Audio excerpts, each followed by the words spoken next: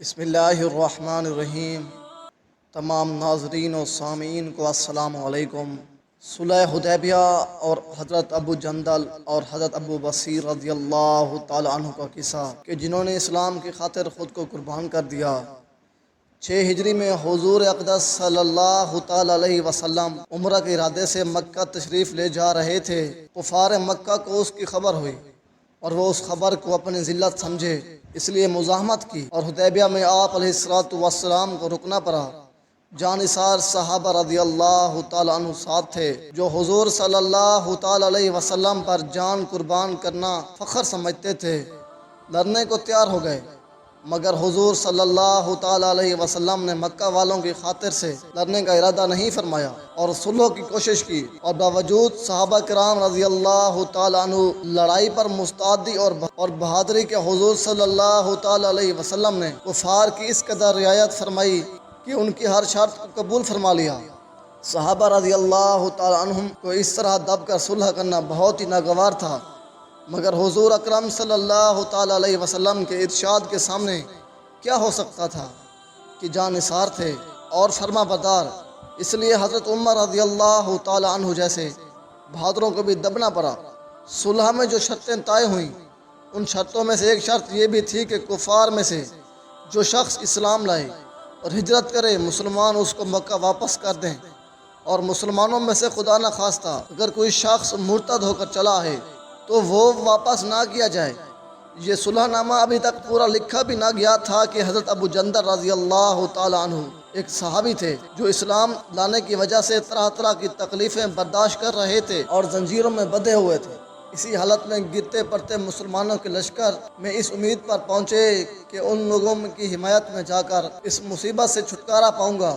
ان کے باپ سہیل نے جو اس وقت صلح نامہ میں کفار کی طرف سے وکیل تھا اور اس وقت تک مسلمان نہیں ہوئے تھے، فتح مکہ میں مسلمان ہوئے، انہوں نے صاحبزادے کے منہ پر تماچا مارا اور واپس لے جانے پر اصرار کیا۔ حضور صلی اللہ تعالی علیہ وسلم نے ارشاد فرمایا کہ ابھی صلح نامہ مرتب بھی نہیں ہوا، اس لیے ابھی پابندی کس بات کی، مگر انہوں نے اس بات پر اصرار کیا۔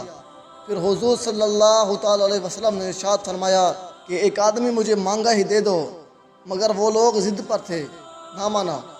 حضرت ابو جندل رضی اللہ تعالی عنہ نے مسلمانوں کو پکار کر فریاد بھی کی کہ میں مسلمان ہو کر آیا ہوں اور کتنی مصیبتیں اٹھا چکا ہوں، اب واپس کیا جا رہا ہوں۔ اس وقت مسلمانوں کے دل پر جو گزری ہوگی اللہ ہی کو معلوم ہے، مگر حضور صلی اللہ تعالی علیہ وسلم کے ارشاد پر واپس ہوئے۔ حضور صلی اللہ تعالی علیہ وسلم نے تسلی فرمائی اور صبر کرنے کا حکم دیا، اللہ تعالیٰ تمہارے لیے کوئی راستہ نکالیں گے۔ صلح نامہ مکمل ہو جانے کے بعد ایک دوسرے صحابی حضرت ابو بصیر رضی اللہ تعالی عنہ بھی مسلمان ہو کر مدینہ منورہ پہنچے۔ کفار نے ان کو واپس بلانے کے لیے 2 آدمی بھیجے۔ حضور اقدس صلی اللہ تعالی علیہ وسلم نے اس پہ وعدہ واپس فرما دیا۔ حضرت ابو بصیر رضی اللہ تعالی عنہ نے عرض بھی کیا، یا رسول اللہ صلی اللہ تعالی علیہ وسلم، میں مسلمان ہو کر آیا، آپ پھر مجھے کفار کے پنجہ میں بھیجتے ہیں۔ آپ صلی اللہ علیہ وسلم نے بھی ان سے صبر کرنے کو ارشاد فرمایا کہ انشاءاللہ ان قریب تمہارے واسطے راستہ کھلے گا۔ یہ صحابی ان دونوں کافروں کے ساتھ واپس ہوئے۔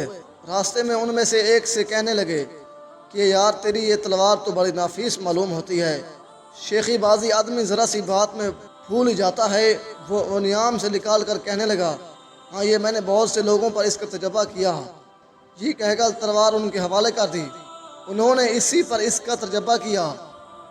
دوسرا ساتھی یہ دیکھ کر ایک کو تو نمٹا دیا، اب میرا نمبر ہے، بھاگا ہوا مدینہ آیا اور حضور اکرم صلی اللہ تعالی علیہ وسلم کی خدمت میں حاضر ہو کر عرض کیا کہ میرا ساتھی مر چکا ہے، اب میرا نمبر ہے۔ اس کے بعد ابو بصیر رضی اللہ تعالی عنہ پہنچے اور عرض کیا کہ یا رسول اللہ صلی اللہ تعالی علیہ وسلم، آپ اپنا وعدہ پورا فرما چکے کہ مجھے واپس کر دیا، اور مجھ سے کوئی عہد ان لوگوں کا نہیں ہے جس کی ذمہ داری ہو، وہ مجھے میرے دین سے ہٹاتے ہیں، اس لیے میں نے یہ کیا۔ حضور صلی اللہ تعالی علیہ وسلم نے فرمایا کہ لڑائی بھڑکانے والا ہے، کاش کوئی اس کا معین مددگار ہوتا۔ وہ اس کلام سے سمجھ گئے کہ اب بھی اگر کوئی میری طلب میں آئے گا تو واپس کر دیا جائے گا، اس لیے وہ وہاں سے چل کر سمندر کے کنارے ایک جگہ پڑے۔ مکہ والوں کو اس قصے کا حال معلوم ہوا، تو حضرت ابو جندل رضی اللہ تعالی عنہ بھی جن کا قصہ پہلے گزر چکا چھپ کر وہیں پہنچ گئے۔ اس طرح جو شخص مسلمان ہوتا وہ ان کے ساتھ جا ملتا۔ چند روز میں یہ ایک مختصر سی جماعت ہو گئی۔ جنگل میں جہاں نہ کھانے کا کوئی انتظام، نہ وہاں باغات اور آبادیاں، اس لیے ان لوگوں پر جو گزری ہوگی وہ تو اللہ ہی کو معلوم ہے، مگر جن ظالموں کے ظلم سے قہرشان ہو کر یہ لوگ بھاگتے تھے ان کا ناطقہ بند کر دیا۔ جو قافلہ ادھر کو جاتا اس سے مقابلہ کرتے اور لڑتے، حتیٰ کہ کفار مکہ نے پریشان ہو کر حضور صلی اللہ تعالی علیہ وسلم کی خدمت میں عاجزی اور منت کر کے اللہ کا اور رشتہ داری کا واسطہ دے کر آدمی بھیجا کہ اس بے سری جماعت کو اپنے پاس بلا لیں کہ یہ معاہدہ میں تو داخل ہو جائیں اور ہمارے آنے جانے کا راستہ کھلے۔ لکھا ہے کہ حضور صلی اللہ تعالی علیہ وسلم کا اجازت نامہ جب ان حضرات کے پاس پہنچا تو حضرت ابو بصیر رضی اللہ تعالیٰ عنہ مرض الموت میں گرفتار تھے۔ حضور صلی اللہ تعالی علیہ وسلم کا والا نامہ ہاتھ میں تھا کہ اس حالت میں انتقال فرما گئے۔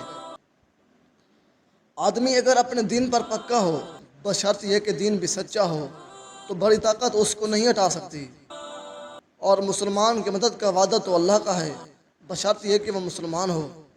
اس واقعہ سے میں سبق ملتا ہے کہ استقامت کامیابی کے لیے بہت ضروری ہے۔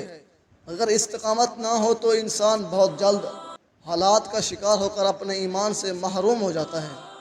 چنانچہ ہمیں بھی چاہیے کہ زندگی کی ہر موڑ پر اپنے ایمان پر استقامت سے ڈٹے رہیں۔ اللہ تعالیٰ بھی ہمیں اس واقعے سے سبق حاصل کر کے عمل کرنے کی توفیق عطا فرمائے، آمین یا رب العالمین۔